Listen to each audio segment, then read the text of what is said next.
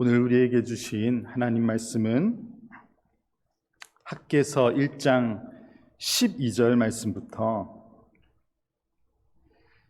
2장 9절까지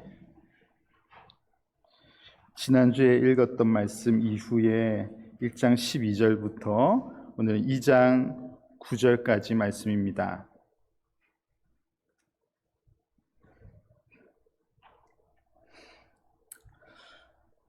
하나님의 말씀을 같이 읽어보겠습니다.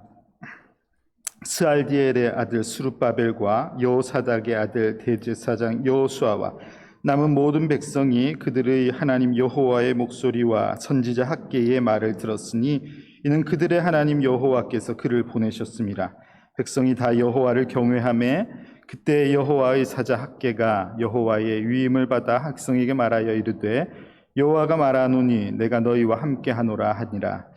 여호와께서 스알디엘의 아들 유다 총독 스룹바벨의 마음과 여호사닥의 아들 대제사장 여호수아의 마음과 남은 모든 백성의 마음을 감동시키심에 그들이 와서 만군의 여호와 그들이 하나님의 전 공사를 하였으니 그때는 다리오 왕 제2년 여섯째 달 24일이었더라. 일곱째 달 곧 그 달 21일에 여호와의 말씀이 선지자 학개에게 임하니라.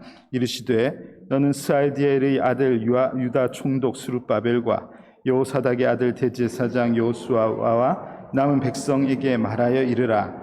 너희 가운데에 남아있는 자 중에서 이 성전의 이전 영광을 본 자가 누구냐? 이제 이것이 너희에게 어떻게 보이느냐? 이것이 너희 눈에 보잘것 없지 아니하냐?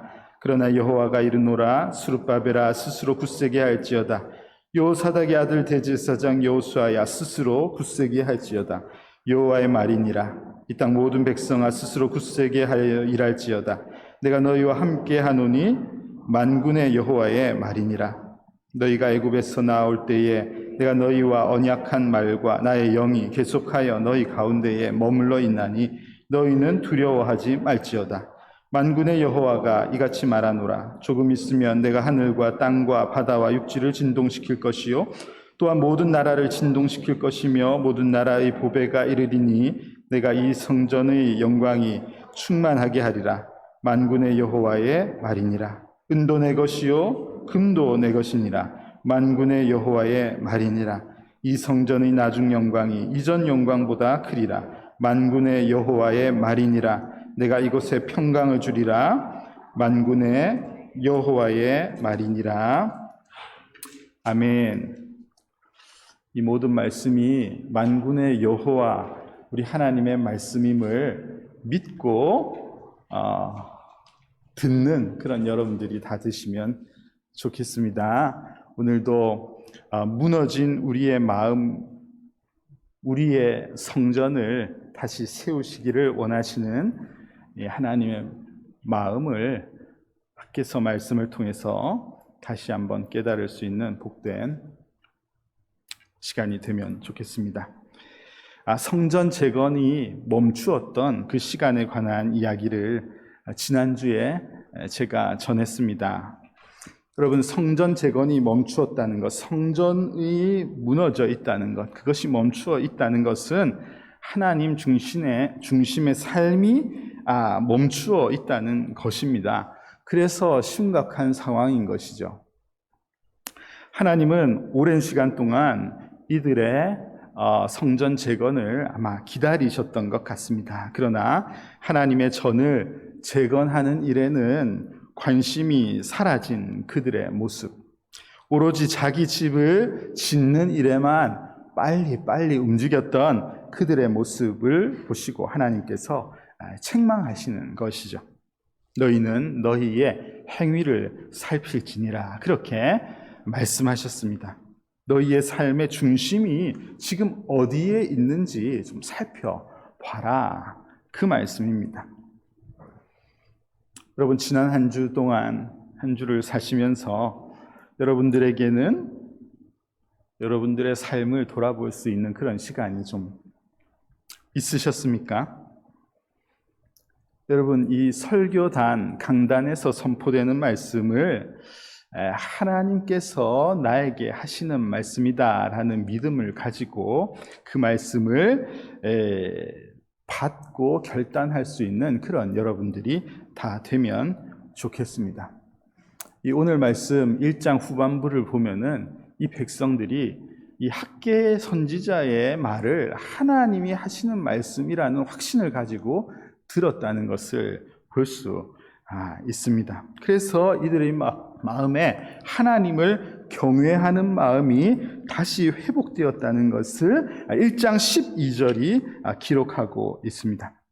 하나님께서 13절을 보면은 내가 너희와 함께 하노라 그렇게 학개 선지자를 통해서 말씀하심을 통해서 이 유다 백성들 전체의 마음을 감동을 시키셨다 그렇게 14절에 기록하고 있습니다.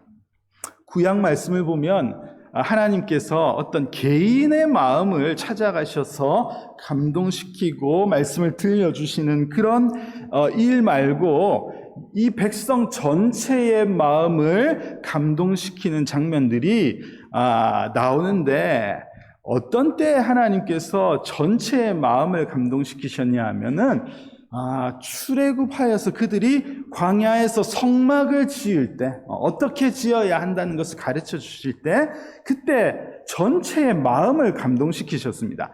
그 이후에 솔로몬을 통해서 성전을 짓게 하실 때 이스라엘 백성 전체의 마음을 감동시키셨어요. 그리고 나서 또 한 번이 언제냐면은 이 무너진 성전을 재건할 때 그때 하나님께서 온 백성의 마음을 감동시키셨음을 우리는 볼 수 있습니다.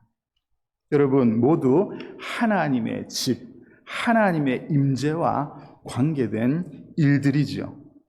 하나님께서 얼마나 하나님의 백성들과 함께 거하시기를 원하시는지, 하나님은 하나님의 백성이 얼마나 당신을 잘 모시고 하나님 중심의 삶을 사는 것을 기대하시는지 우리가 깨달을 수가 있습니다.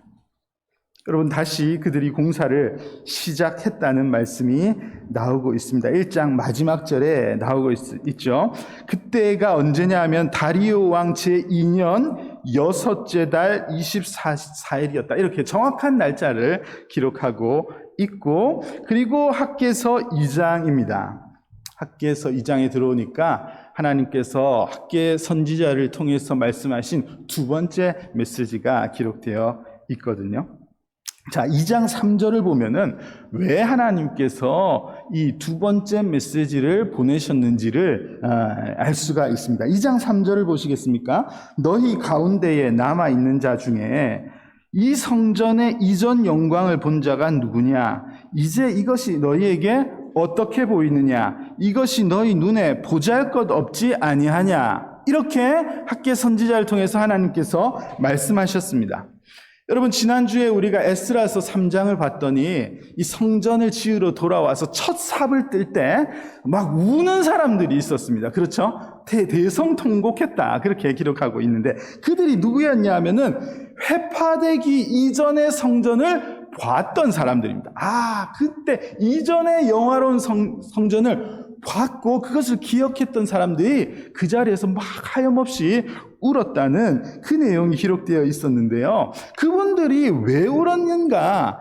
이 돌아와서 다시 성전을 짓는 것에 대한 감격이 있어서 그들이 눈물을 흘린 것도 있겠지만 또 한편으로 뭐 때문에 눈물을 흘렸냐 하면은 그 이전의 성전에 비해서 지금 이 다 회파되어 있는 현장, 그리고 이걸 다시 지어서 우리가 얼마나 영화롭게 지을 수 있을까? 이 이전과를 지금 현실을 비교해서 생각하니까 이 눈물이 나지 않을 수 없었던 겁니다. 이전의 영광이 떠오르니까 이 처참한 현실 앞에서 눈물을 흘렸던 것이.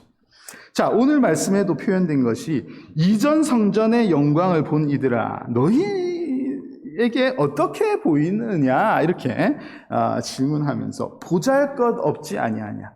이 말은 하나님께서 이들의 마음을 아시는 거예요. 이들의 마음에 이 지금 성전을 재건하려고 하는데 재건하기 시작했는데 아무리 봐도 볼품없고 보잘것없고 만족함이 없는 마음이 그들에게 있었기 때문에 이렇게 하나님께서 말씀하신 것이죠. 솔로몬이 지었던 그 성전의 모습을 기억하고 있었던 이들에게 지금 16년 만에 다시 중단되었던 성전 공사가 다시 재건되어서 열심히 일을 하고 있음에도 불구하고 여전히 그들의 눈에는 만족함이 없고 초라하게 보이고 이게 뭐 회복이 되겠는가 이런 마음이 그들에게 있었던 것입니다. 시작된 날을 6째 달 24일부터 성전 공사가 시작되었다. 그렇게 1장 마지막 절에 기록되어 있고요. 2장 1절을 보면은 이 메시지가 주어진 날이 7째 달 21일이라고 그렇게 기록하고 있는 게 보이시나요? 보이시죠? 그러니까 이미 공사가 시작된 지 한 달은 지난 것 같습니다. 그죠? 한 달 동안 열심히 일하지 않았겠어요? 뭔가가 세워지는 모습이 보였을 것입니다. 그런데도 그들의 마음속에 만족함이 없는 거예요. 보잘것없어 보였다는 말입니다.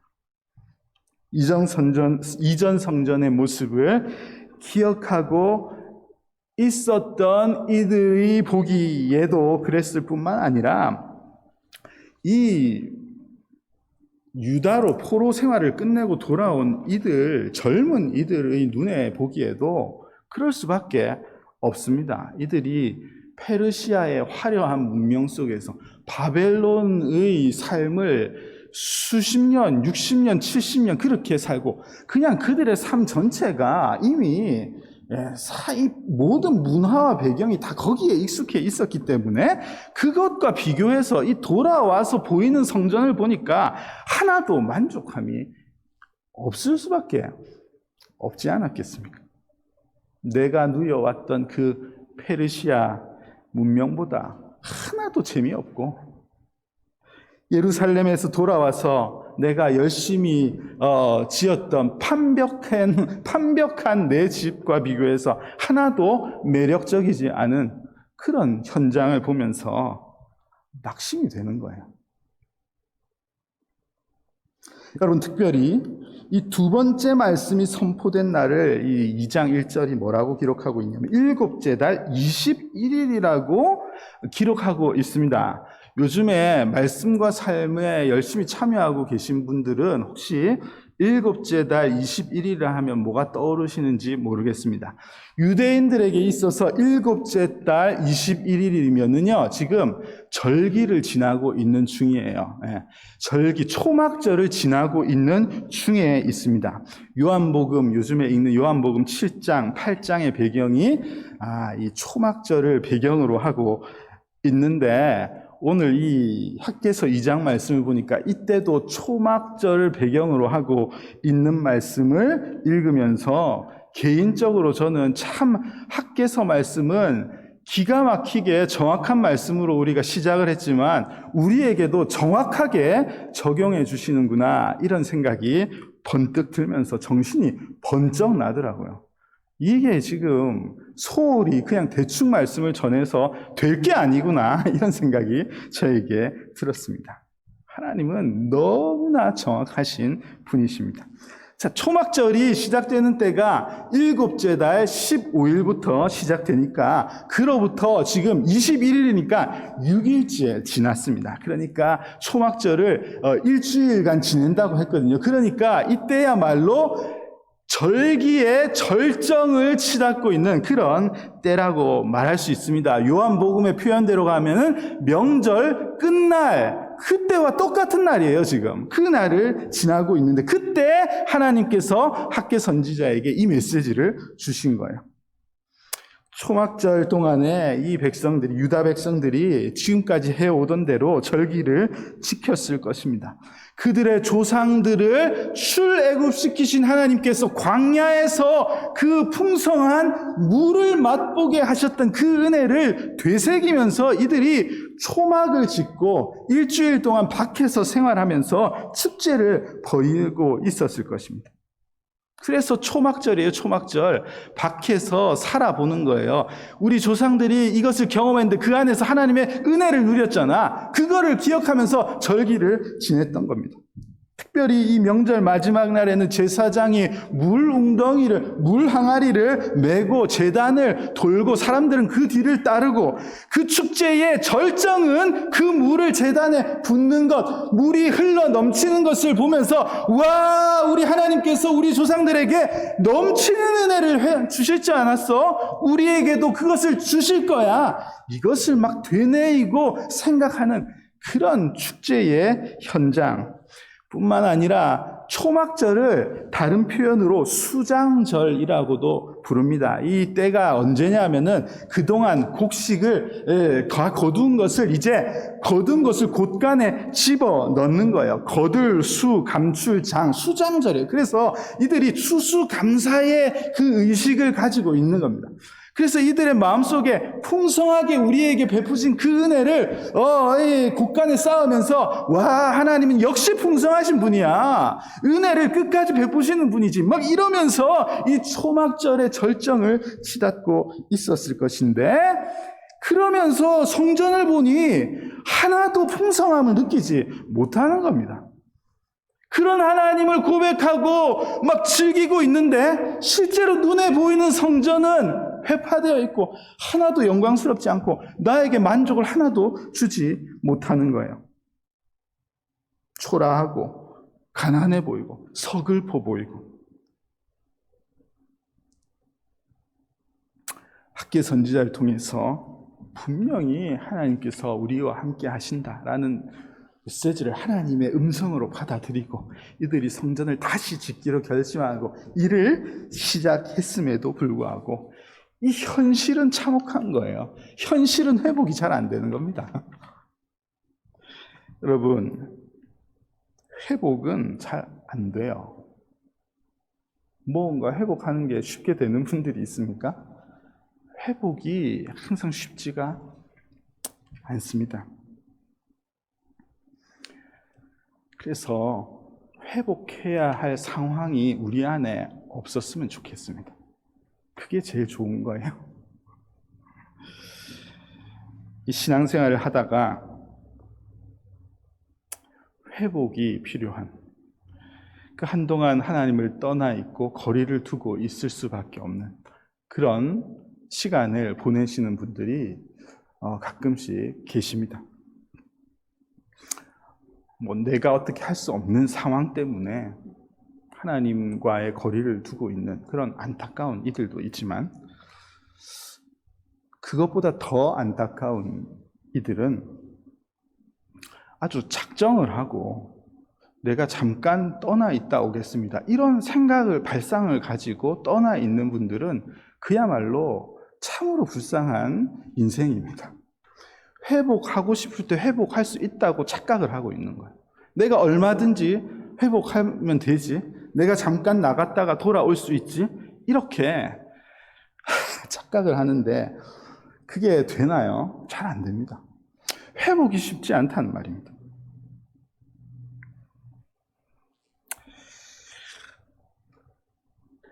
자유자재로 떠나기도 하고 돌아오기도 하고 그러면 얼마나 좋겠습니까? 그런데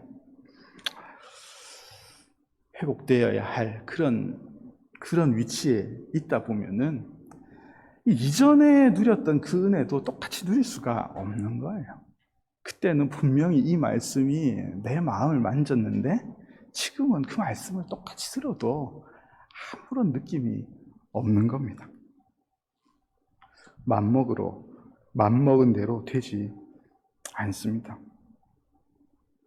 그래서 너무 내가 잠깐 떠나 있으려고 했는데 생각보다 너무 오래 걸리는 경우가 많고, 아예 회복이 안 되는 경우도 있고, 여러분 주변에는 그런 분들 안 계세요? 저는 많이 봤습니다. 왜 그렇습니까? 왜 그런 일이 일어나죠? 바벨론에 익숙하고 바사에 익숙해져서 그렇습니다. 다른 이유가 있습니까? 무너진 성전을 빨리 회복하지 않고 그냥 빠져 있었던, 집중해 있었던 화려한 내 집이 더 좋은 거예요. 하나님의 은혜가 초라해 보이고 하나님 중심의 삶이 별로 그렇게 매력적이지 않게 보이는 것입니다. 매우 불행한 상황인 것입니다, 이게.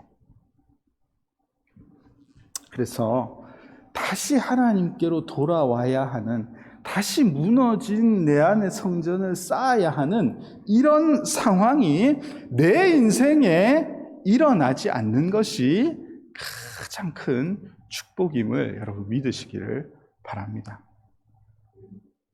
잠깐 신앙을 떠나 있는 분들, 혹시 여러분 중에 그거 좀 나도 하고 싶다,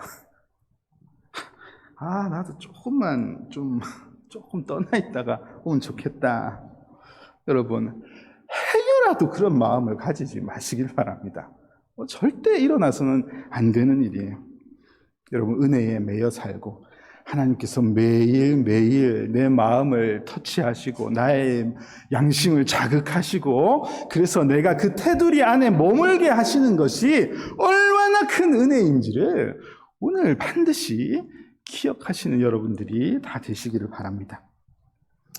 자, 하나님께서 이 낙심한 이들을 향해서 어떤 말씀으로 위로하시냐면 5절을 보십시오. 5절에 이렇게 기록하고 있습니다. 너희가 애굽에서 나올 때에 내가 너희와 언약한 말과 나의 영이 계속하여 너희 가운데 머물러 있나니 너희는 두려워하지 말지어다. 이렇게 말씀하고 있습니다.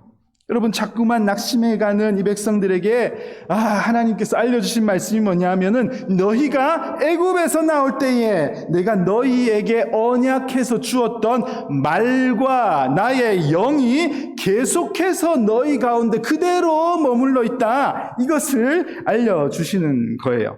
나의 말과 나의 영, 너무 중요한 부분입니다.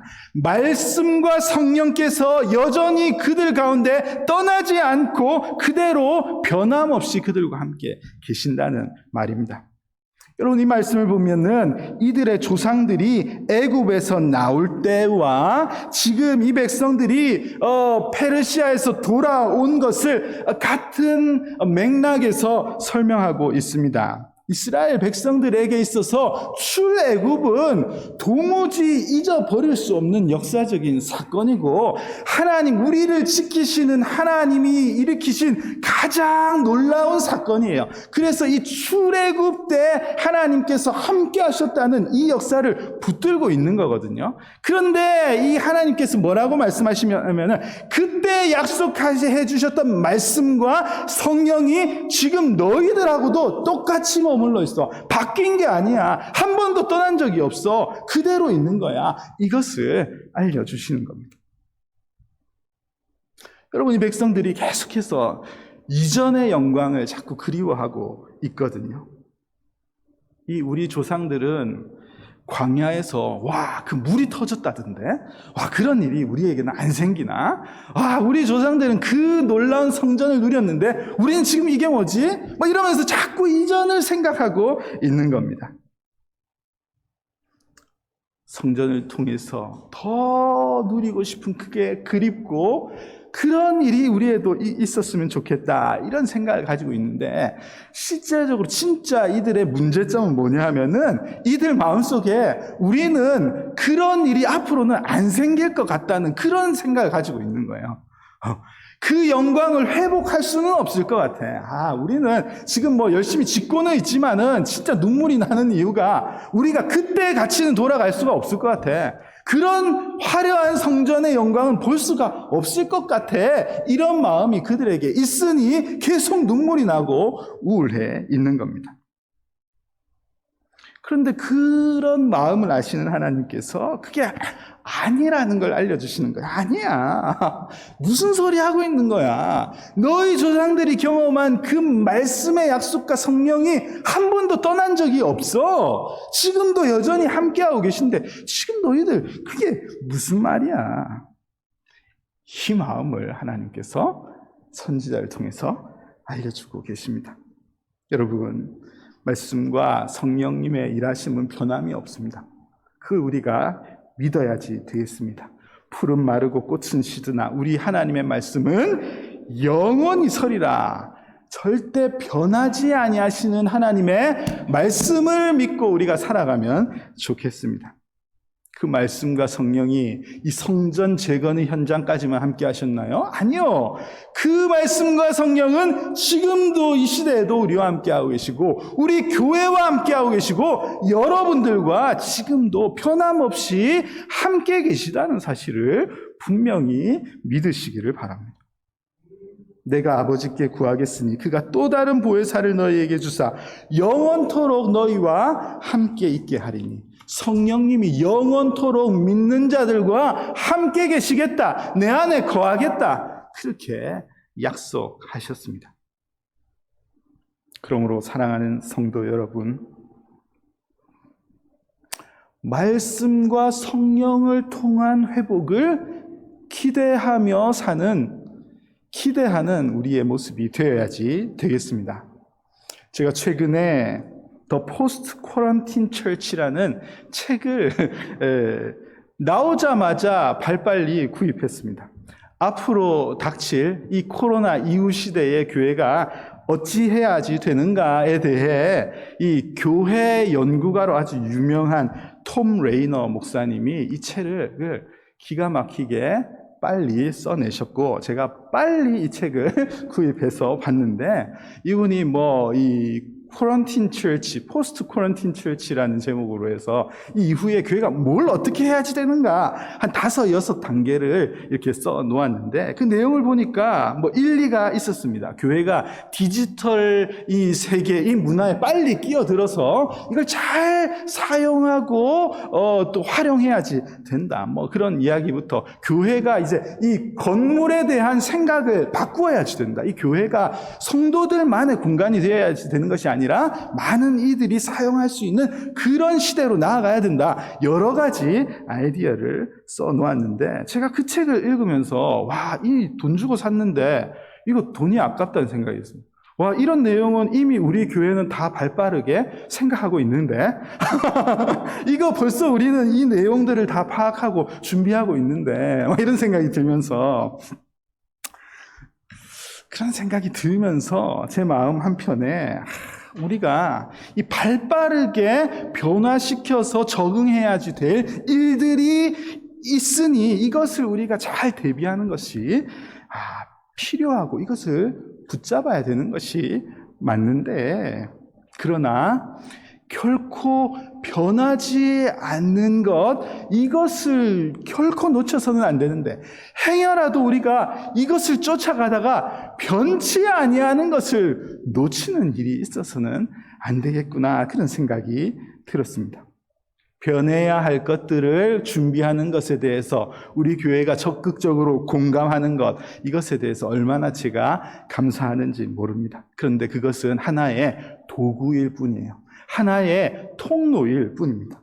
변화의 핵심은 변치 아니하시는 말씀과 성령에 의해서 이루어지는 것임을 우리가 잘 기억하고 이것을 놓치지 않는 그런 교회가 되어야지 되겠습니다.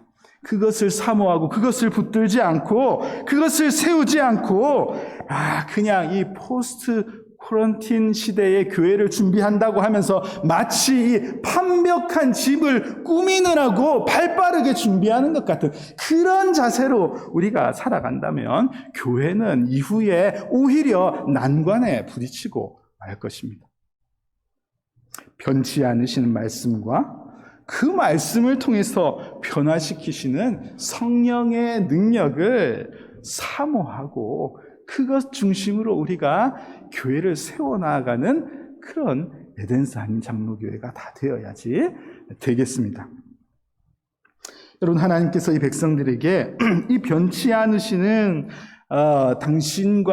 당신이 동행하시는 것을 말씀하시면서 이 성전의 나중 영광이 이전 영광보다 크리라 9절 말씀에 그렇게 기록되어 있습니다.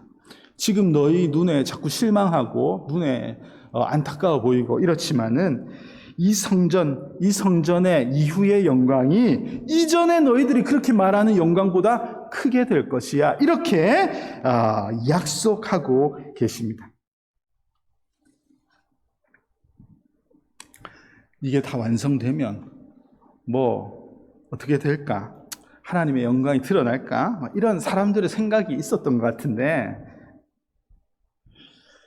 오히려 더 클 거야. 이렇게 말씀하십니다. 8절에서요, 하나님께서 이 백성들에게 뭐라고 말씀하셨냐면, 은도 내 것이요 금도 내 것이니라. 만군의 여호와의 말이니라. 하나님께서 모든 것을 통치하시고 모든 것의 주인이시라는 것을 말씀하시면서 이후의 영광이 이전보다 더 클 것이야. 그럴 수밖에 없어. 이렇게 말씀하시는 거예요. 아마 이 백성들은 솔로몬이 지은 성전보다 더 찬란한 영광스러운 성전을 보고 싶었을 것입니다. 그런 그들을 향해서 은도 내 것이고 금도 내 것이니라. 하나님께서 언제든지 얼마든지 그렇게 하실 수 있는 분, 얼마든지 풍성케 하실 수 있는 분이시라는 말입니다. 우리 하나님이 초라하신 하나님이 아니시라는 것을 알려주시는데, 이 말씀이 그냥 이 백성들, 낙심한 사람들을 위로해 주려고 하나님께서 그냥 립 서비스로 해주시는 그런 말씀이 아니에요. 여러분, 확인할 수가 있습니다. 에스라서 5장을 한번 펼쳐보시겠습니까? 에스라서 5장으로 돌아가 보시면 5장 말씀을 보면 5장 6절에 지금 이때가 언제냐 하면 이제 이 공사를 막 시작하다가 지난주에 보면 중단이 되었지 않습니까? 4장 마지막 절에서 중단시켜 버렸습니다.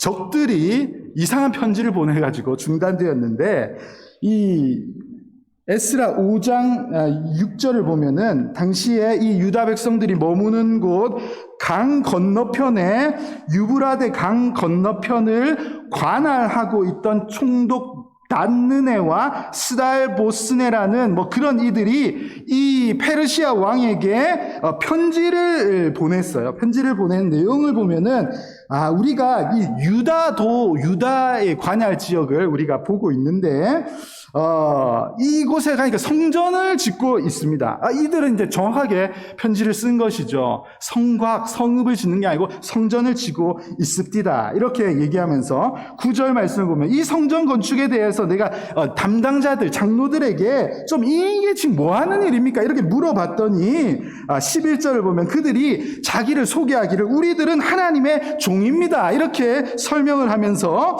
이전에 이스라엘의 큰 왕이 건축한 성전인데, 이것이 이 솔로몬이 건축한 성전이 바로 이것인데, 이렇게 설명하면서 12절 우리 백성들이 하나님을 노엽게 한 죄 때문에 하나님께서 우리를 바벨론으로 넘기신 역사적 사건이 우리에게 있었습니다. 이렇게 설명을 했다는 거예요. 그러면서 감사하게도 13절 감사하게도 세월이 지나서 이 고레스 대왕께서 우리를 다시 예루살렘으로 돌아갈 수 있는 그런 은혜를 줬다. 건축할 수 있는, 성전을 다시 지을 수 있는 그런 은혜를 주셔서 우리가 다시 이 성전을 건축하기 시작하고 건축하고 있는데, 16절을 보면 그런데 아직 이 성전 건축을 마치지 못하고 이렇게 있는 상황입니다.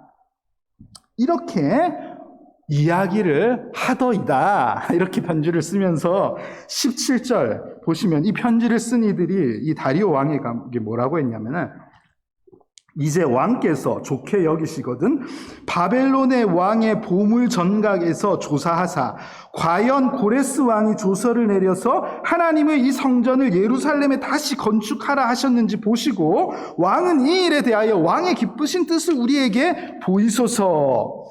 자, 편지의 말미에 뭐라고 했냐면은 고레스 왕이 진짜 그런 명령을 내린 적이 있는지를 좀 살펴봐 주시고 확인해 주시면 좋겠습니다. 그리고 그 일에 대해서 다리오 왕의 의견은 어떠신지 그걸 우리에게 알려주시면 우리가 옆에 가서 잘 처리하겠습니다. 이렇게 편지를 보낸 것입니다. 그리고 에스라서 6장으로 넘어가면은 기가 막힌 일이 일어나는데, 2절 말씀을 보시면 다리오 왕이 진짜 그 문서 창고에서 이 고레스 왕이 직접 내린 조서의 원문 이 두루마리를 발견한 거예요. 와, 기가 막힌 일이 일어난 것입니다. 그 조서를 실제로 읽어보니까 3절 구체적인 성전의 크기부터 내용이 다 나와 있어요. 와, 우리 고레스 대왕께서 이들을 내보내면서 가서 어떻게 짓도록 해라, 이런 것들을 자세하게 다 명령한 이 편지가 거기에 있는 것을 발견한 겁니다. 5절 말씀을 보시면은 그냥 가서 이것만 알아서 짓게 하라는 것이 아니고, 이들이 이전에 바벨론의 노예로 끌려갈 때 이 성전이 회파되고 성전에 있었던 기물들을 바벨론이 다 가져가 버렸거든요. 그것 다 찾아서 원상복귀해줘, 그것도 다 갖다 줘, 이렇게 명령한 것까지 다 거기에 나와 있는 거예요. 다리오 왕이 정신이 번쩍 들지 않았겠어요? 와, 이렇게 명령했는데 이거 우리가 하나도 안 한 거 아니야? 이렇게 된 것입니다. 그래서 다리오 왕이 명령을 내립니다. 7절 보면은 그 유다도에서 하나님의 성전 공사가 잘 되도록 다 도와줘라. 그거 이제 다 완성되게끔 해야지 돼. 그러면서 8절을 보면은 너희들 유브라데 강 건너편 관할 지역에서 근무하는 총독, 너희들은 거기서 거둔 세금을 가지고 이 성전 공사하는데 필요한 것들을 다 되어주는 역할을 너희가 감당해라. 그러면 되겠다. 이런 명령을 내립니다. 9절 말씀을 보면요, 그게 다가 아니에요. 먹을 것까지 다 공급해라. 먹을 것까지 충분히 줘서 이 성전 공사가 중단되지 않도록 계속해서 후원해라. 심지어 10절을 보면은 이 일을 위해서 기도하는 이들도 세워서 기도하게끔 해라. 기가 막힌 하나님의 역사가 기록되어 있습니다. 11절을 보면요, 누구를 막론하고 이 명령을 변조하면 누구든지 앞으로 이거에 대해서 이상한 소리 하고 못하게 하고 이런 사람은 그의 집에서 들보를 빼내어 그를 그 위에 메어 달게 하고 그의 집은 이로 말미암아 거름더미가 되게 하라. 아무도 건드리지 못하게끔. 은도 내 것이요 금도 내 것이니라. 하나님께서 하신 말씀이 그냥 위로 좀 해주려고 하신 말씀이 아니라는 것을 알 수가 있습니다.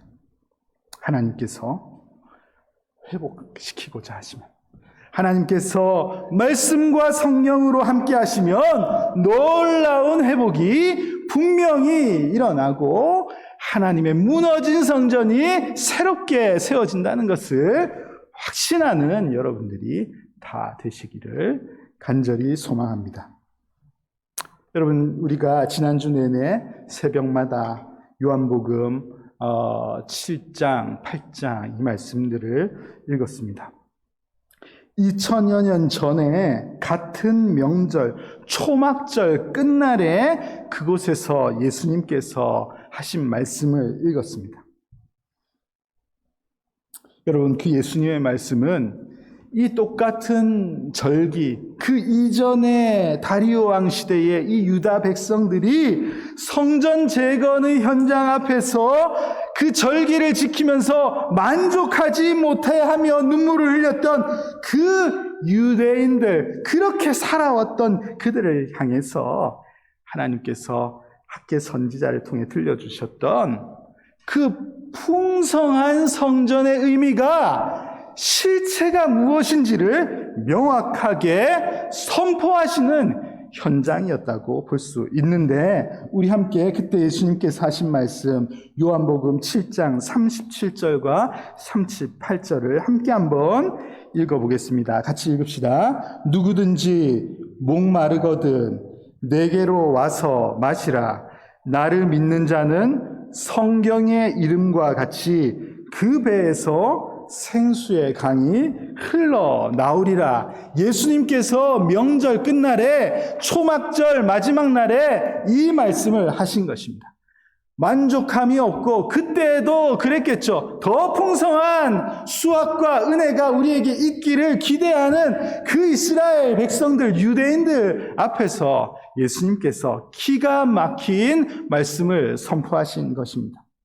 여러분, 오늘 말씀을 보면 학개서 2장 6절과 7절에서 온 하늘과 땅과 바다와 육지를 진동시킬 모든 나라의 보배, 그것이 있을 것이다. 학개 선지자를 통해서 알려주셨는데, 이 말씀은 당시 상황에서 비춰보면은 이 마치 다리오 왕을 통해서 지금 다시 이 놀라운 이 성전 재건의 후원이 막 밀밀듯이 들어오는 이것이라고 1차적으로 볼 수 있지만, 궁극적인 이 만국을 위한 보배는 우리에게 가장 큰 만족함을 주실, 내가 생명의 물이라고 말씀하시는 이 예수 그리스도께서 주시는 은혜임을 우리가 분명히 믿음으로 고백할 수 있어야지 되겠습니다.